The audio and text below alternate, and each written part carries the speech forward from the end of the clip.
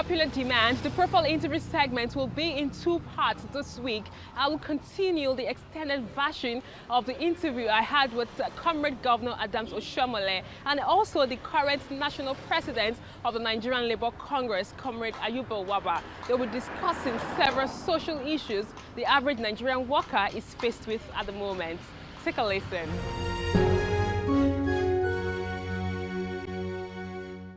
So I would like to ask you, any regrets as the NLC president? Is there anything you think you would have loved to put in place before you left office?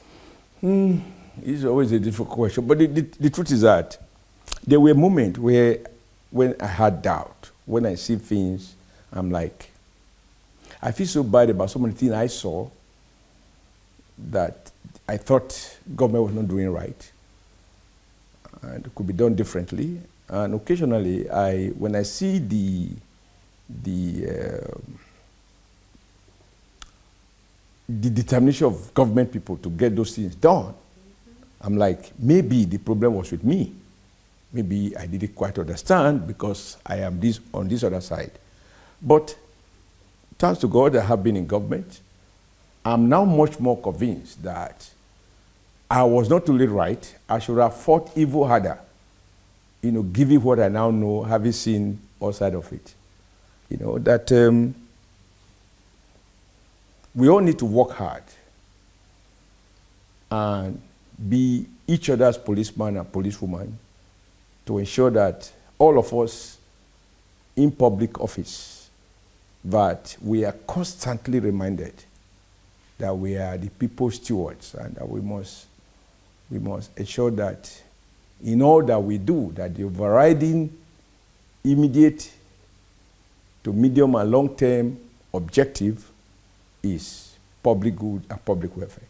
Now, to get that done, you need a very vigilant and very active citizenry, which is what organized labor is about, which is what some sections, I emphasize some sections of the civil society are also about. And working together, they can make that happen and therefore bring more meaning and enrich the real content, you know, the real essence of democracy in any given society. Now I'm asking this question from my heart as a Nigerian citizen. The standard of living of an average Nigerian worker is actually poor. The national minimum wage has not been revealed. Presently, the Trade Union Congress has actually made a statement which is quite worrisome, that aside Lagos state government, each state has a particular sum of money in terms of private salary or arrears or pension that they are owing workers. So many things happening across Nigeria. Kogi State, for example, we have in Kaduna also the mass sack going on there.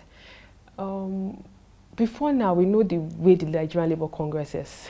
Before, whenever an issue comes up like this, we know that if it were you, we know that everyone will be on lockdown and will get results. I'm not against the leadership of the Nigerian Labour Congress. They might have their own challenges, which you might be aware of. But what is your message to an average Nigerian worker who is faced with these challenges? Well, it would be simple that the workers should realize that their job doesn't stop at electing their leaders. It includes policing their leaders and getting their leaders to account. And this has to be, that's why, you know, the slogan of Labour is that the struggle continues. And people say, how can it just continue? It has to end one day. It cannot end because, you see, you must continue to watch, you must continue to monitor, you must continue to engage. And like I said earlier, remember I said the trade unions are funded by their members. They are not living on handout by governments or donation by foreign powers or foreign organizations. They are funded 100% by workers' contribution, and therefore they are membership-driven and membership-funded. And therefore the workers have power over their leaders, and leaders hold their office at the pleasure of the workers. So the workers just need to show sufficient interest in affairs of their respective unions. If you look at the union constitution, they are there. And there is an agency, a unit within the Ministry of Labour that assures that union constitutions are obeyed and workers' right to interrogate their unions, include their finances. They are supposed to be audited and forwarded to the Registrar of Trade Unions for approval, exactly the same way as a corporate organization is supposed to file audited account with the Corporate Affairs Commission. But I think that the challenges confronting workers cannot be isolated from the rest of society. There are huge challenges. I mean, every day you open newspaper. That's why for me, and I'm not apologetic about this, I think President Buhari is rightly doing the right stuff by identifying corruption as the key thing that must be fought, without which nothing else matters. Of course, people say, now corruption we won't fight, now anti-corruption we won't chop. But the truth is, if it has been stolen, you can't get it to chop anyway.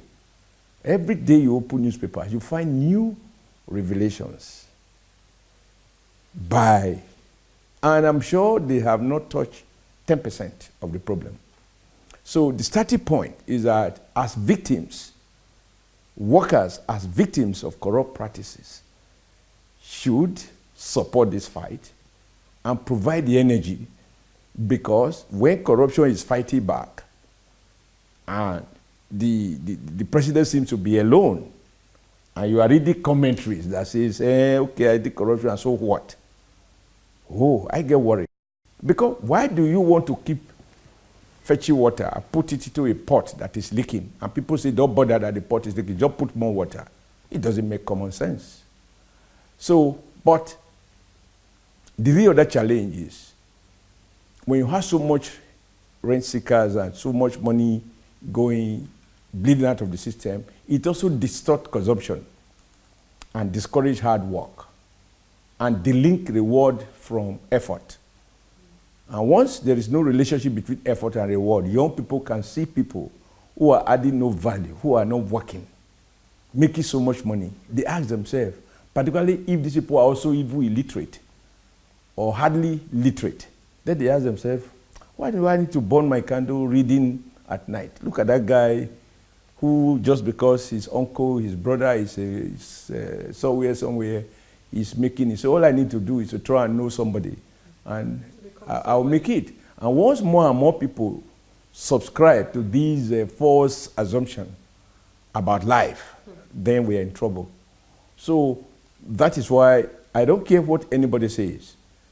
And there is no suggestion here that to declare a war and engage to fight the war means that you have won the war. No. But there is no question. We are beginning to see casualties. I think for the first time, huge money is being recovered, and the various agencies are explaining how much they have been able to recover that was otherwise already successfully stolen. Yes, the process of prosecution and the number of people convicted might not be as much, but that is not in the hand of the executive. But what is within the discretion of the executive is to identify, and as much as possible, once they recover, they take it out of these private hands. We are seeing ministers going to court to plead that they won't plea bargain, to return hundreds of millions of naira. I think that this war, every Nigerian should support President Buhari in this fight. And when people say, oh, it's not being done the right way, okay, first, be in it and help to put it to the right way. But there can be no question that it's a wasted effort. I think the results are outstanding, but that there can be more. Of course, everything can be better. Every aspect of life can be better. And that is why your cameras are getting better. Your picture quality is getting better. From HD ready, now you have HD. I don't know what the next one will be. I can't think of anything that cannot be better, right? But that everything, I mean, something is not at its best, it's not an argument for not supporting it.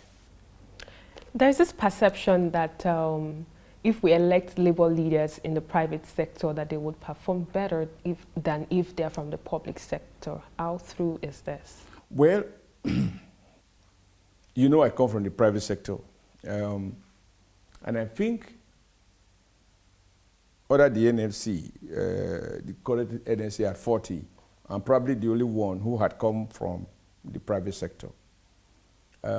Maybe the difference is that, obviously, when you work in the public service, you talk about circulars and regulations, and the disciplinary code is far more protective of the civil servants and so on.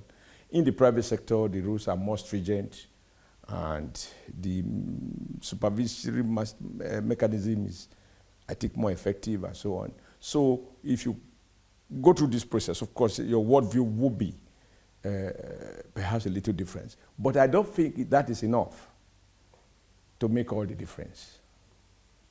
On the other hand, being in public service enables the workers who are coming from that sector to understand governance, because they push the files. They can see how some things are hidden. When they say someone is sitting on somebody's file, I understand from my colleague in the civil service that it can be real. They just take the file and put it under the cushion and sit on it. And that is it is unlikely that anybody will go and check a messenger's seat to find it. So only a public servant, somebody from public background can understand that. But I don't think the character of our employer is enough to shape the level of courage that we have, our knowledge, and our capacity to engage. I think that has to do with individuals. It is not a function of whether you are employed in the private or the public sector.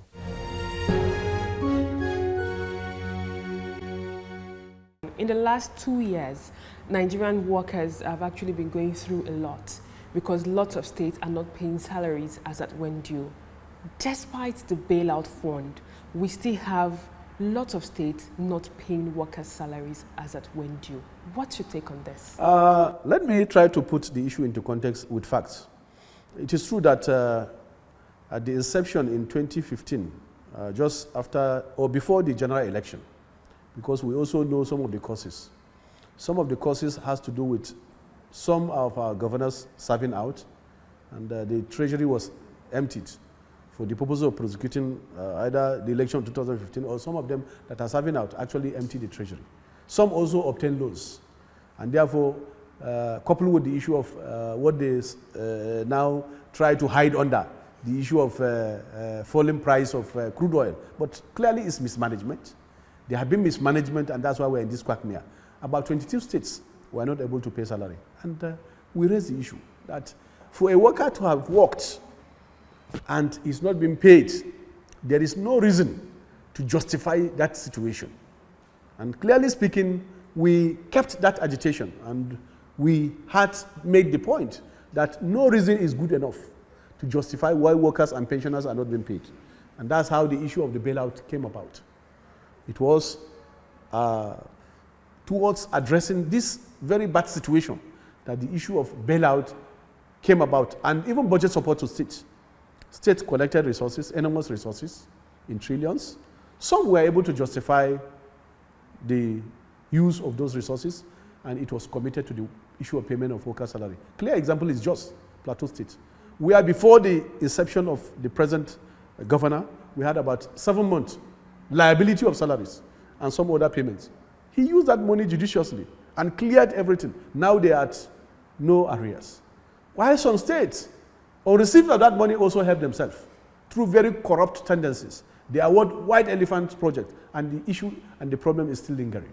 So the clear point here of departure is the political will to do the right thing in the face of this daunting challenge. Yes, the federal government have assisted in giving out bailout and including some reform of Paris Club, including some budget support. But out of those, 10 states at present still are in a very bad situation. Because if you cannot be able to pay workers' salary as and when due, and also pay pensioners, or where you have arrears, we should be able to list you under states that have not been able to address the issue. So clearly from where we are coming, we have made some progress, but we are not yet there. And clearly speaking, this is why we have been up and doing. We also have listed their names. We said, name them and shame them. We also said, those that have done well, let us also recognize them and encourage them. States like Sokoto, no arrears at all. States like Katsina, no arrears at all. Many of them which we have listed them, we have named them. Those that have done well, we have encouraged them, we have appreciated them. Those that have also helped themselves with the bailout, including the fact that ICPC mentioned states that diverted even the bailout. But here we are, when we have said they should be prosecuted, that investigation must go in to see how those funds are utilized. That brings us to the point of whether the problem of Nigeria is about resources or mismanagement. And clearly from what has happened, from what I've been able to gather, it's about mismanagement. We have no reason whatsoever to be in this situation where we are in, where workers and Nigerians, the inequality gap have continued to widen between the rich and the poor. Clearly, we have no reason to be where we are. That's why we must link some of those challenges to where we are. And also the quality of our political identity, because we must also support people that see workers as a priority, not as a liability. Workers are an asset to any country. And therefore, we must situate those people that see workers as a liability and separate them from those people that see workers as a liability. There are states that see workers as liability. Kaduna, for instance, he sees workers as liability. And that's why he wanted to obtain a World Bank loan, and then he wanted to reduce the workforce by 50%, under different guises. Using and hiding under the issue of competency tests for teachers. He has earmarked 21,000. In the local government, he said he wanted to do reform because there is no justification he can attach to that of local government. He said reform. He has been dismissing workers from what we had, about 5,000 now. Then from ministries, department, agencies, including the institutions, he's earmarking about 8,000 workers. No justification. Outside the fact that he's a core capitalist that doesn't believe in the value of workers. He doesn't believe in the rule of law. And these are the situations we are confronted with. And therefore, we must continue to engage the issue. We must continue to expose them so that people will know them. You remember in 2012, when we were having a protest here in Abuja, it was the same person that was pleading that let's accommodate him in our van because he believes in the struggle of the working class. But today, we have seen their real color. And that's why we are engaging the system. We are evaluating people that we think we can support on the basis of where they are coming from and what they have been able to deliver to us. You can't use semantics. We don't have industries. Our youths are unemployed. And there's so many things to be done by the government of the day. So I would like to ask you, what's your take on this? Well, it has been an issue that NLC have been very consistent in raising. There is no way you can create jobs without industries. All over the world, where the issue of unemployment has been addressed, it has been a combined effort between the non-governmental sector, that is the private sector of the economy, and then government. But government must create the enabling environment for our industries to thrive. You remembered when we were in Lagos with Manufacturers Association, we protested the issue of incessant hike in the cost of power. Power is central to the issue of industrialization in Nigeria. Most companies in Nigeria that have folded and moved to other countries is because power is not there and it's expensive. They maintain their generators.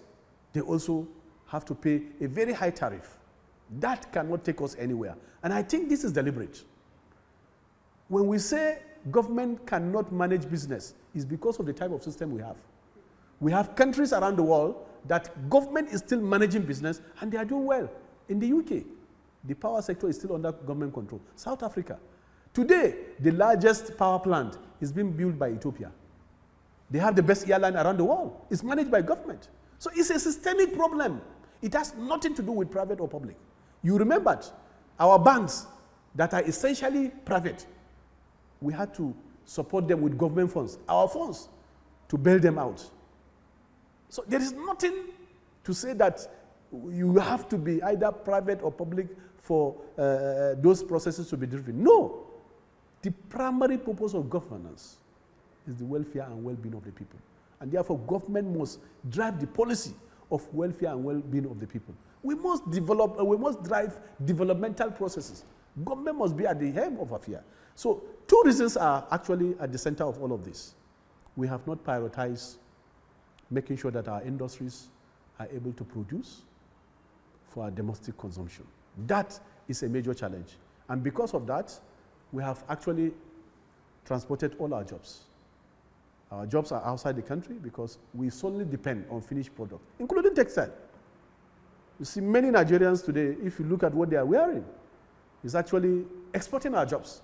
We have the very old good days where in the context of Nigeria, we have thousands and thousands of textile companies working and generating jobs, millions of jobs.